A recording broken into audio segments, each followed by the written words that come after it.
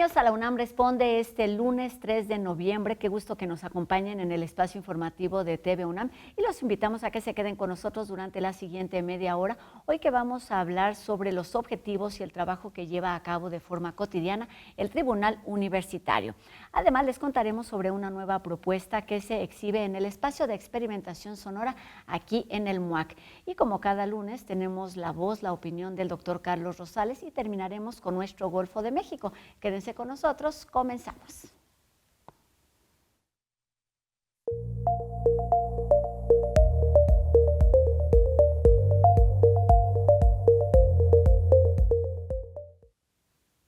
Después de casi 80 años, la justicia universitaria entra en una nueva etapa dentro de nuestra universidad, resaltando valores como la equidad, la ética y la corresponsabilidad, modificando su estructura al incorporar, por ejemplo, vocalías especializadas en género, además de una visión restaurativa de la justicia, todo esto como resultado de una reforma profunda a la legislación, lo que fortalece su misión de resolver con sensibilidad y transparencia los conflictos que surgen dentro de nuestra comunidad. Y de todo esto platicaremos esta tarde con Karina Gómez Frode, quien es presidenta del Tribunal Universitario de nuestra Casa de Estudios. ¿Cómo estás? Bienvenida. Muy bien, gracias Rosa. Gracias por recibirme y estar aquí. Es para mí un gusto y poder compartir lo que hace el Tribunal Universitario. Pues gracias por estar con nosotros porque tenemos ya algún tiempo en este espacio y bueno, tú recién llegas a esta instancia, pero tiene más de 80 años y quizás hay gente que ni siquiera sabe que existe. Cuéntanos qué es, qué hace este Tribunal Universitario, Karina. Fíjate que este Tribunal Universitario se crea en 1946, hace un montón de tiempo. Un montón. Un montón. Y fíjate que este Tribunal Universitario tenía como misión el ser un órgano disciplinario, o sea, imponer sanciones a aquellos universitarios que se portaran mal. ¿Y qué es portarse mal? Pues en el estatuto hay una serie de reglamentaciones, es el artículo 95, nuestro Estatuto General de la UNAM, en donde se establecen varias conductas que están prohibidas por los universitarios. Entre ellas, por ejemplo, introducir bebidas alcohólicas, introducir drogas, incluso ya el 97 incluye toda esta cuestión del plagio, que también está sancionado. Por ejemplo, el copiar exámenes, el pasarse el examen en el celular, los acordeones, que luego era muy común todo eso. Entonces, era un órgano disciplinario que imponía medidas como, por ejemplo, amonestaciones, suspensiones o expulsiones. Ya cuando la falta es muy grave, pues se tiene que expulsar al alumno. Y sobre todo si es un alumno que reincide en su comportamiento, en su conducta. Siempre hay que valorar muy bien la conducta. Este tribunal antes estaba integrado por el decano del Consejo Técnico de la Facultad de Derecho. Okay. Entonces, el decano era el que presidía y era un puesto más bien honorífico. Okay. Y a partir de que se emite el nuevo estatuto del Tribunal Universitario, se cambian las reglas de designación de quién iba a ejercer la presidencia de este tribunal y se modifica todo también por una necesidad de la comunidad universitaria, por el creciente incremento de mucha problemática de tipo violencia, de todo tipo, violencia sexual también, y entonces se dijo, necesitamos un tribunal diferente que esté elegido por la Comisión de Legislación Universitaria. Entonces participamos 3 mujeres, todas abogadas, profesoras de la Facultad de Derecho. Nos propuso la directora de la facultad, Sonia Venegas, y pues yo resulté la ganadora en esto. Me siento verdaderamente muy honrada, porque además soy la primera mujer presidenta del tribunal. Y en mayo entonces se me designó y el rector me tomó la protesta junto a mí y todos los que formamos parte de este tribunal, porque es un tribunal Cuéntanos colegiado. eso. Digamos, Exacto. cambia de forma importante la estructura, la forma en la que venía funcionando, me parece, atendiendo a las necesidades, a las urgencias de la comunidad universitaria, pero del entorno universitario y pues los retos que estamos viviendo en este momento.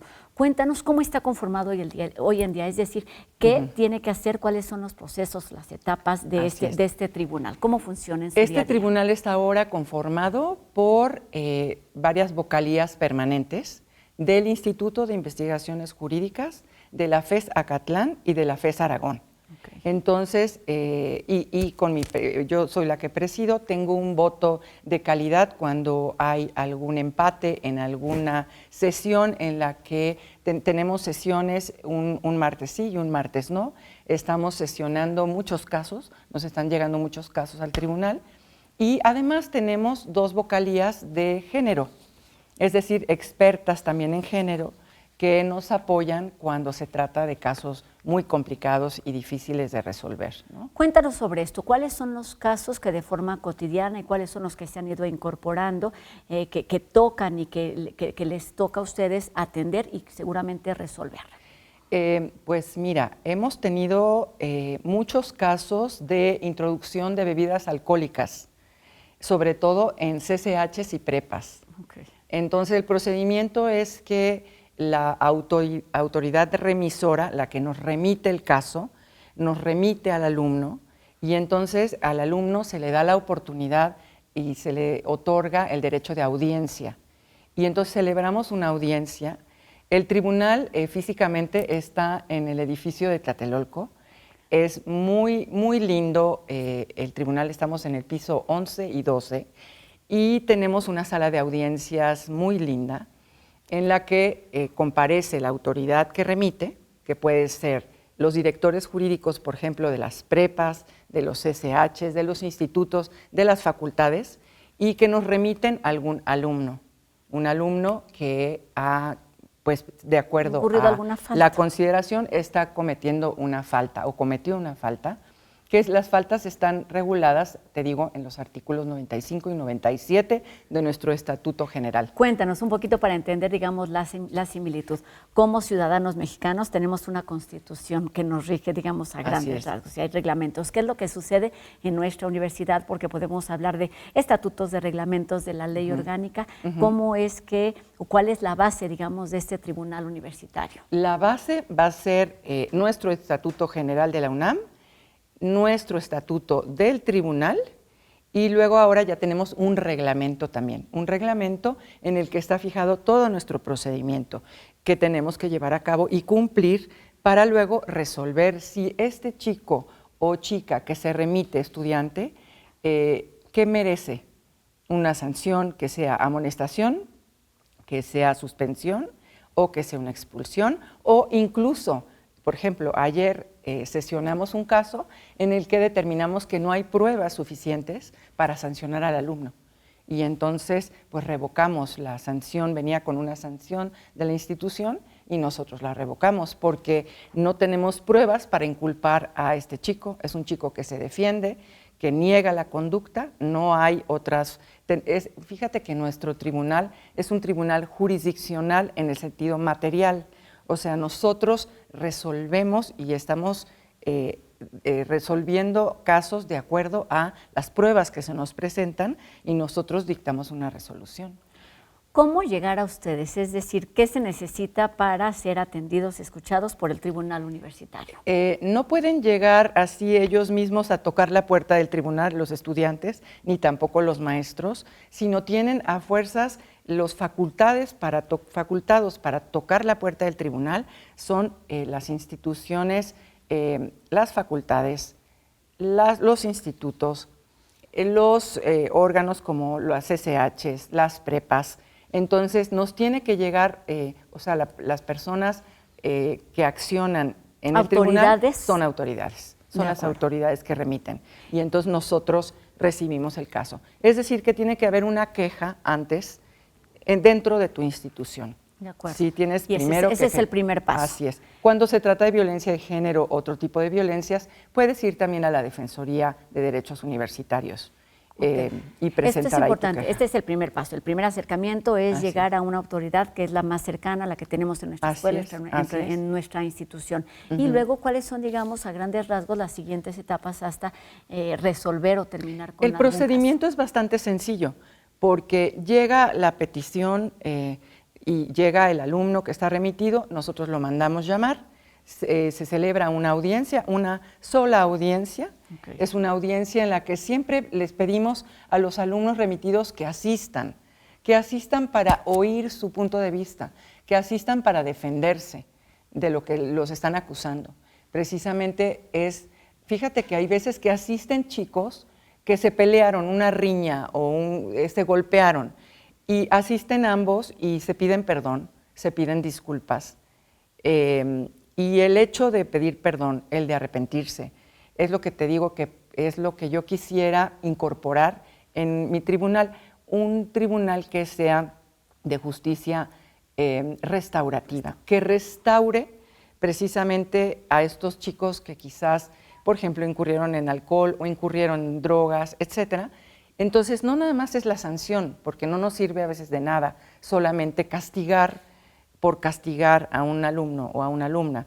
Lo que tenemos que hacer es repararlo, reparar y ofrecer, ya sea, por ejemplo, si ejerce violencia de género, es muy necesario que el que ejerce y que tiene una conducta violentadora hacia alguna chica de nuestra comunidad, tiene que cursar, tiene que someterse a algún curso de violencia de género para que identifique su conducta y la pueda controlar, y que controle incluso estas actitudes, primero reconozca el mal que ha hecho y que lo repare.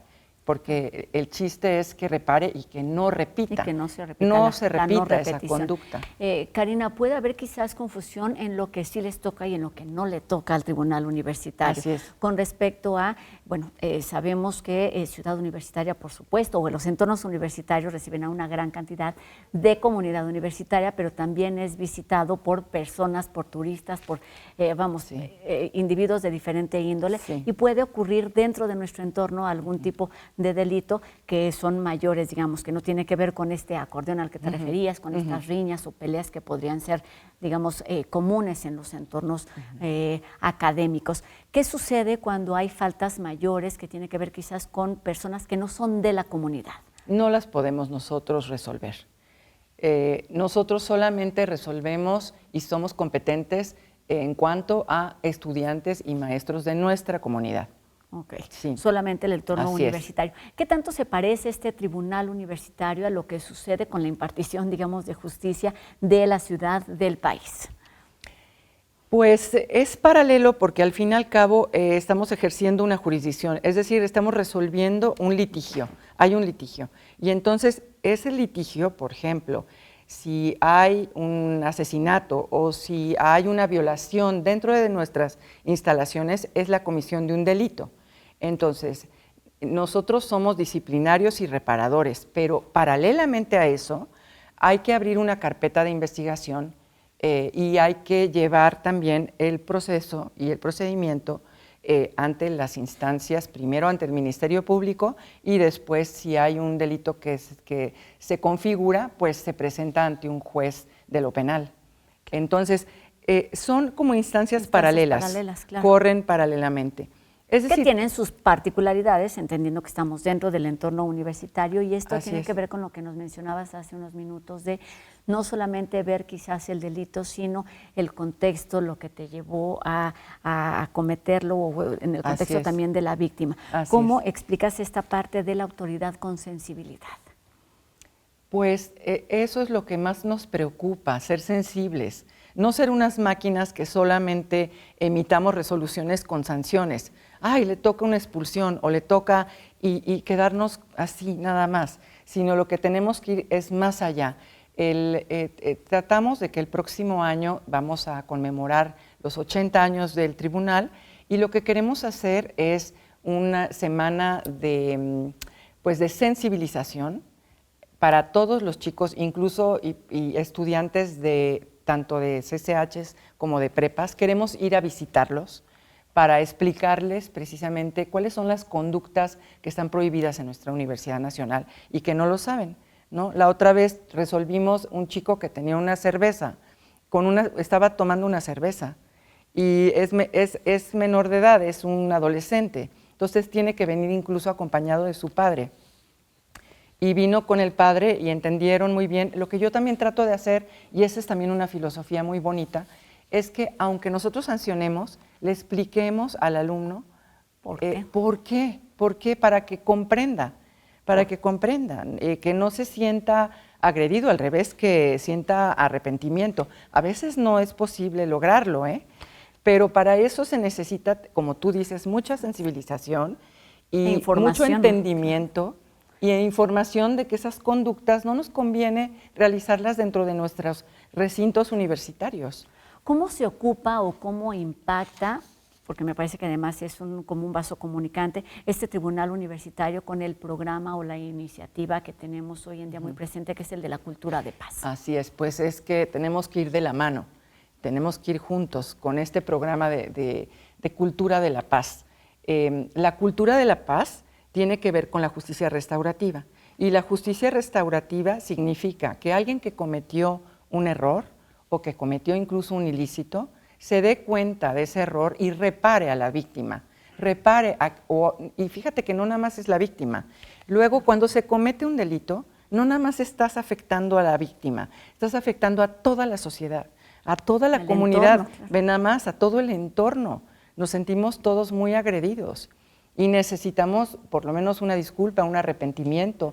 Hay trabajo comunitario, hay promesas de no repetición, hay que se sometan a cursos, etcétera, precisamente para mejorar esa conducta. Creo que ya lo dices un poquito para terminar la plática. Me gustaría que nos hablaras de justo cómo impacta el trabajo que está planteando a partir de esta nueva etapa del Tribunal Universitario en la vida de la comunidad universitaria, en el entorno universitario.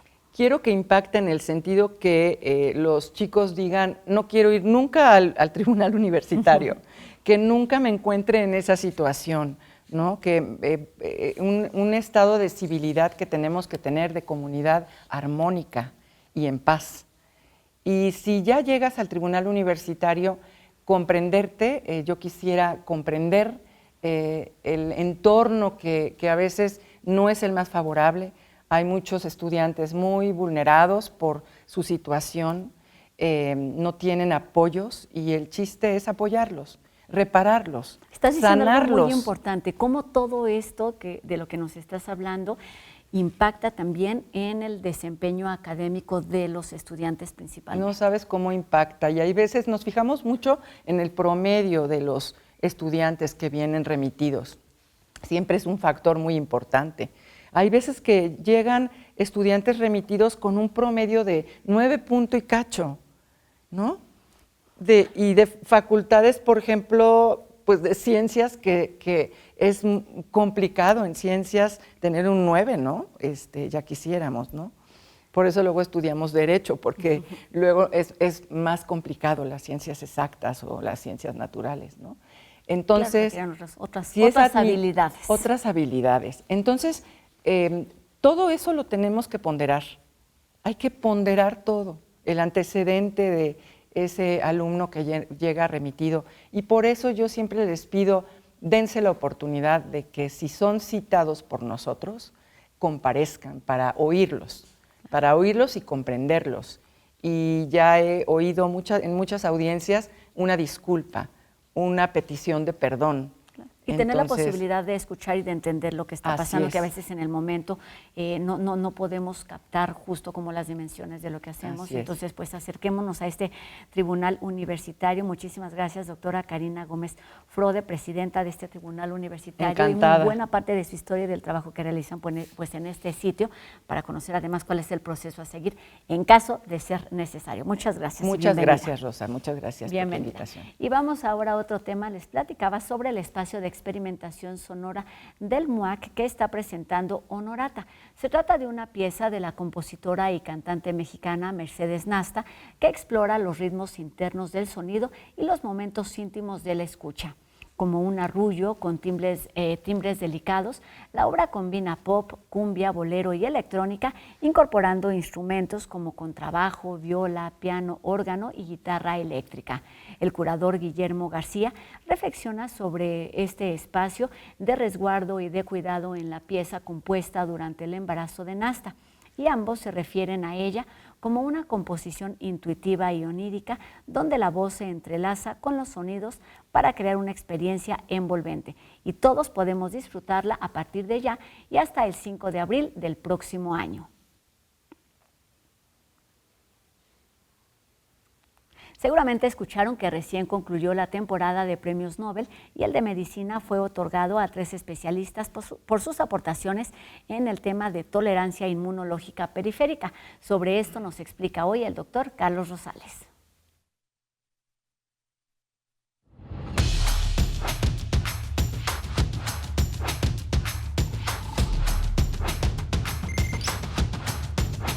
Nuestro público nos ha preguntado, ¿en qué consiste el hallazgo que mereció el Premio Nobel en Medicina este año, 2025? Bueno, el hallazgo se refiere a lo que conocemos como tolerancia inmunológica periférica. Esto es, como el sistema inmunológico no nos ataca a nosotros mismos. Hemos visto que las células del sistema inmunológico, los linfocitos, se fabrican en la médula ósea. De ahí migran al timo, un órgano que tenemos en el pecho, y ahí aprenden a reconocer lo que es parte de nuestro organismo para no atacarlo y a cosas que son extrañas a nuestro organismo. El proceso no es totalmente efectivo y algunas células que pueden reconocer a nuestro cuerpo también existen. Pero el timo además fabrica unas células que conocemos ahora como células T reguladoras, que fueron las que descubrió el doctor Shimon Sakaguchi, y estas células controlan a las otras células del sistema inmunológico para que no se activen y no ataquen a nuestro propio cuerpo. Más tarde, los doctores Maddie Broncock y Fred Ramsdell descubrieron el gen FOXP3, que es fundamental para que los linfocitos T reguladores funcionen y mantengan el sistema inmunológico bajo control. Cuando las células T reguladoras faltan o no funcionan bien, se producen enfermedades autoinmunes y se desarrolla más el cáncer. Estos descubrimientos han permitido el desarrollo de nuevas tecnologías y terapias para combatir enfermedades autoinmunes y cáncer. Por eso recibieron el premio este año. Enhorabuena a estos investigadores. Muchas gracias. Hasta luego.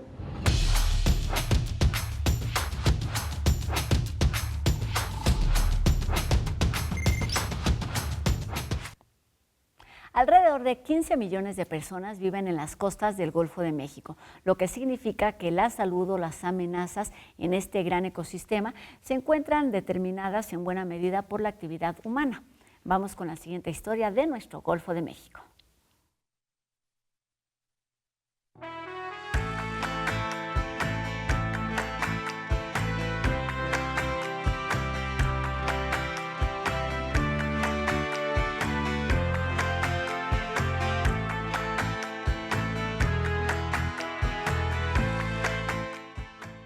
Pesca en el Golfo de México.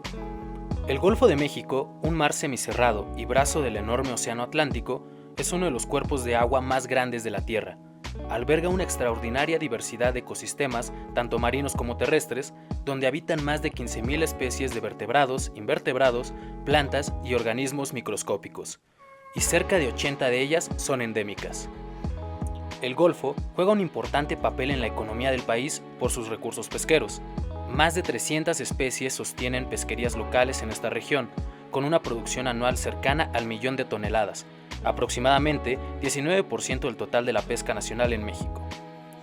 Pero hay algunos problemas que representan una grave amenaza para la sostenibilidad de estos recursos y contribuyen al desequilibrio de los ecosistemas marinos y costeros. De acuerdo con el Instituto de Geografía de la UNAM, una cantidad significativa de desechos industriales, agrícolas y urbanos son vertidos directamente a los ríos que contaminan las aguas del Golfo. Relacionados con la pesca. La sobrepesca se define como la extracción excesiva de especies marinas a un ritmo superior al que pueden reproducirse y recuperarse de manera natural. Existe también la pesca ilegal, entendida como la que incumple las leyes y regulaciones pesqueras de un país. Por ejemplo, capturar especies en su época de reproducción o emplear técnicas de pesca prohibidas que provocan la muerte de especies que no eran el objetivo de la captura, por ejemplo, de tortugas marinas. 1 de cada 5 peces capturados en México proviene de pesca ilegal. Al menos 720 especies están en peligro debido a estas prácticas, incluyendo al guachinango, el camarón rosado de Campeche, el róbalo, la langosta, el pulpo y todas las especies de tortugas marinas. La sobrepesca tiene consecuencias profundas, reduce las poblaciones incluso hasta llevarlas a su colapso, lo que altera las cadenas alimenticias de los ecosistemas. A largo plazo, la desaparición de organismos de importancia económica provoca la pérdida de empleos y el colapso de economías costeras que dependen de la pesca. Para comprender cómo este problema nos afecta directamente, basta con mirar los precios del pescado. En 2025, el mercado de la Nueva Viga, principal centro de abasto pesquero en la Ciudad de México, reportó un incremento promedio de 30% en los precios de pescados y mariscos durante la Cuaresma, en comparación con el año anterior. Este encarecimiento refleja tanto la escasez creciente como la precisión sobre especies cada vez más explotadas. El Golfo enfrenta una amenaza urgente. Como sociedad, debemos fomentar la conciencia ambiental y de consumo en pos de proteger los ecosistemas de nuestro Golfo de México.